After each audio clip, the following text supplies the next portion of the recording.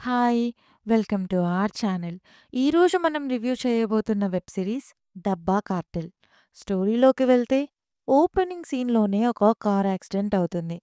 ఆ యాక్సిడెంట్‌కి రీజన్ ఆ డ్రైవింగ్ చేసే అమ్మాయి వేసుకున్న ఒక టాబ్లెట్. ఆ టాబ్లెట్‌లో ఇల్లీగల్ కెమికల్స్ ఉన్నాయని, ఆ డ్రగ్ ఓవర్ డోసేజ్ వల్లే చనిపోయిందని ఇన్వెస్టిగేట్ చేయడానికి పాతక్ అనే అతన్ని అపాయింట్ చేస్తారు. కట్ చేస్తే ఒక గేటెడ్ కమ్యూనిటీలో రాజీ డబ్బా సప్లై అంటే ముంబై లాంటి ప్లేసెస్‌లో బ్రేక్‌ఫాస్ట్ అండ్ లంచ్ సప్లైని డబ్బా సప్లై అంటారు. సో, ఆ బిజినెస్ చేస్తుంది రాజీ. ఇదిలా ఉండగా ఒక సిట్యుయేషన్ వల్ల రాజీ అండ్ తన పని మనిషి మాల ఆ డబ్బాస్‌లో గాంజాయి సప్లై చేయాల్సి వస్తుంది. అసలు ఆ సిట్యుయేషన్ ఏంటి? ముందుగా జరిగిన యాక్సిడెంట్‌కి, ఈ ఇన్సిడెంట్‌కి లింక్ ఏంటి? అసలు డబ్బా కార్టెల్ ఎలా ఫార్మ్ అవుతుంది? మిగతా లేడీస్ ఎలా ఇందులో ఇన్వాల్వ్ అవుతారు?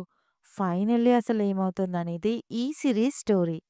పాజిటివ్స్‌లోకి వెళ్తే main positive casting.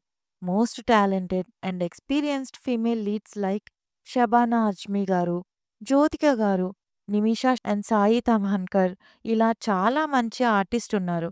And performance కూడా చాలా బాగా చేశారు. ఇంకా సినిమాటోగ్రఫీ, మేకింగ్ అన్నీ బావున్నాయి. ఇక నెగెటివ్స్ అంటే ఈ డ్రగ్స్, మాఫియా, క్రైమ్ వీటి మీద ఎన్నెన్నో మూవీస్, సిరీస్‌లు ఆల్రెడీ చాలా వచ్చున్నాయి. పైగా గట్టిగా చూస్తే 1 ఆర్ 2 అవర్స్ సినిమాలా తీసేసే స్టోరీని 7 ఎపిసోడ్స్ బలవంతంగా సాగదీశారు.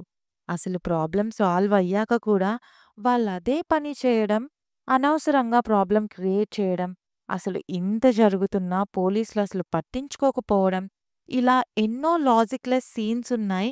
ఒక 2-3 ఎపిసోడ్స్ అయ్యాక పేషెన్స్ కూడా తగ్గిపోయి బోర్ ఫీల్ అయిపోతాం. ఓవరాల్‌గా ఎలా ఉంది అంటే ఆల్రెడీ డ్రగ్స్ మీద వచ్చిన సీరీస్‌నే ఫీమేల్ లీడ్స్‌తో మళ్ళీ షూట్ చేసినట్టుంటుంది తప్ప కొత్తగా ఏం లేదు.